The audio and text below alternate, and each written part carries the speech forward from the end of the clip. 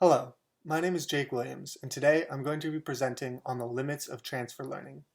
I'd like to begin by thanking my co-authors, Abel Tedesse, Tyler Sam, Huey Sun, and George Montañez, as well as the Walter Bradley Center and Harvey Mudd College for their support. First, it is important to understand the distinction between traditional machine learning and transfer learning. In traditional ML, each task we wish to accomplish requires a unique model, trained on data that is drawn from the same distribution or domain as the model will be evaluated on. With transfer learning, however, we seek to use data from a separate domain to create knowledge which informs our performance on a new task in a distinct domain. This can help overcome hurdles in traditional ML, such as lack of data or costs associated with training. For example, if we want a voice-activated assistant to be able to recognize speech patterns across various accents, we can use transfer learning to avoid needing to obtain the data required to train a separate model for each accent. On the other hand, when training self-driving cars, there is a very high cost associated with training in the real world, especially surrounding safety. Transfer learning may help us move knowledge from training in a simulation to the real world and avoid some of these costs. Our task is to rigorously study the bounds of transfer learning so as to determine when and why it is likely to succeed. To study transfer learning rigorously, we employ a framework for studying machine learning problems known as the search framework. In the search framework, an algorithm is tasked with finding elements of a search space by utilizing an external information resource. At each time step, we say that A places a probability distribution over the search space of where it believes the elements of the target set are most likely to reside. Each iteration, the algorithm picks an element of the search space, adds it to its search history, and evaluates it using the external information resource to update its probability distribution. As shown here, this iterative process abstracts the behavior of individual algorithms that may be used so that we can make more broad statements about search problems that we may face. We can prove precise theorems about search problems using the tools in the framework. These theorems are not useful unless we can connect them to actual problems, however. Therefore, it is important to understand how the theory relates to concrete examples. An early use of the search framework shows how regression can be cast as a search problem. A regression algorithm has some finite set of regression functions which it can output, and it's searching for a specific subset which perform well enough when compared to the ground truth.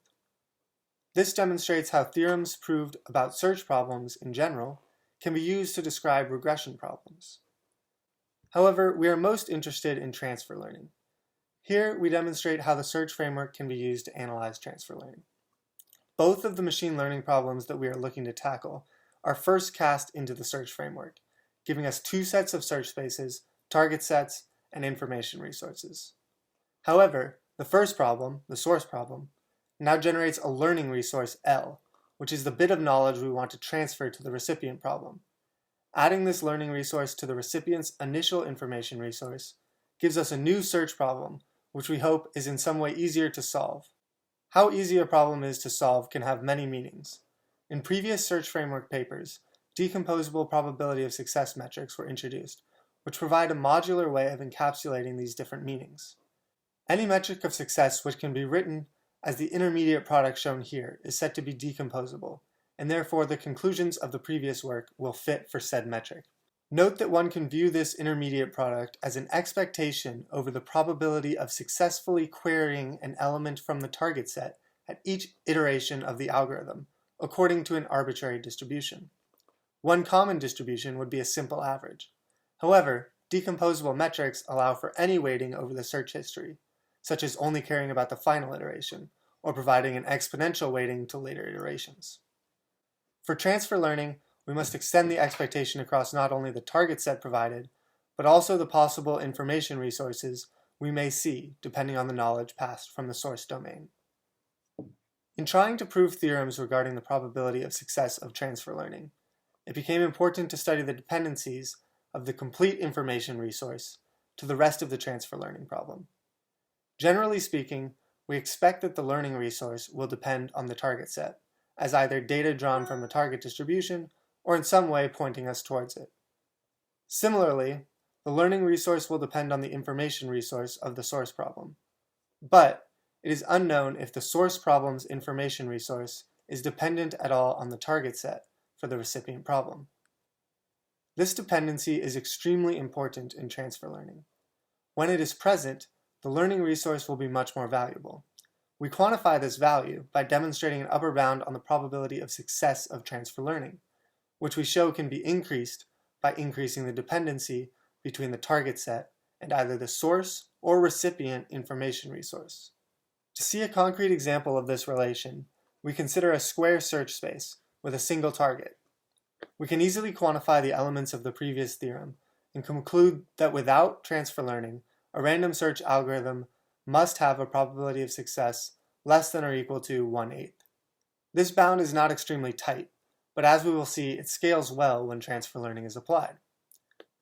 Suppose now that we are able to learn that the target is in the top half through some data provided to the source problem.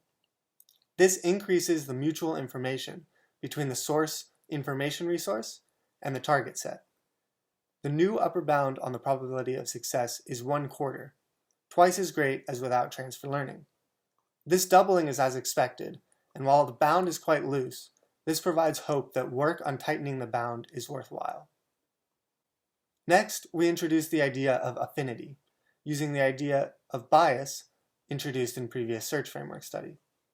Here, we consider the distribution of possible learning resources that a source problem might provide.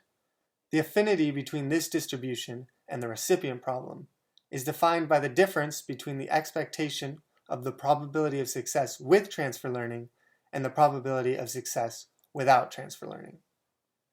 We can then show that if a source problem has zero affinity towards a given recipient problem, the probability of success is the same as when training the recipient without transfer learning. Further work allowed us to show that a given source problem has high affinity with few possible recipient problems. This measure of affinity allows us to show that highly favorable distributions are quite rare for problems that are difficult without transfer learning. Finally, we wanted to show some form of application to a real-world problem of our theoretical results. We focused on two key takeaways. First, we know via affinity that the source and recipient problems must be chosen carefully. Second, we know that the dependence between the source information resource and recipient target can improve our probability of success. Therefore, we aimed for a heuristic which can combine these two ideas.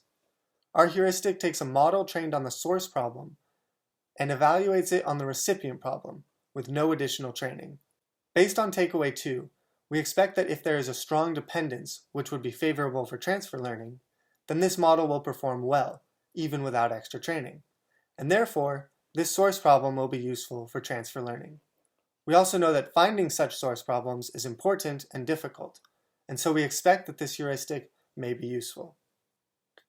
As a proof of concept for the heuristic, we ran some simple tests using common models and datasets. When training on cats versus dogs, a common model can get an accuracy of near 85%. This model, without additional training, is able to classify tigers and wolves to an accuracy of nearly 75%. This is much higher than random chance, and therefore we expect transfer learning to be successful when the source problem is cats versus dogs and the recipient problem is tigers versus wolves. Further testing validates this heuristic as we get a new model which is accurate to over 95%. On the other hand, a model trained initially on tigers versus wolves performs poorly on cats versus dogs without additional training, seeming to indicate that it will not be good for transfer learning. We confirmed that as well, demonstrating that transfer learning does not improve on the accuracy of the initial model that we showed for cats versus dogs. Further testing and strengthening of the theoretical and heuristic aspects of this study are necessary, but we believe that this represents a strong start into the study of transfer learning. Thank you.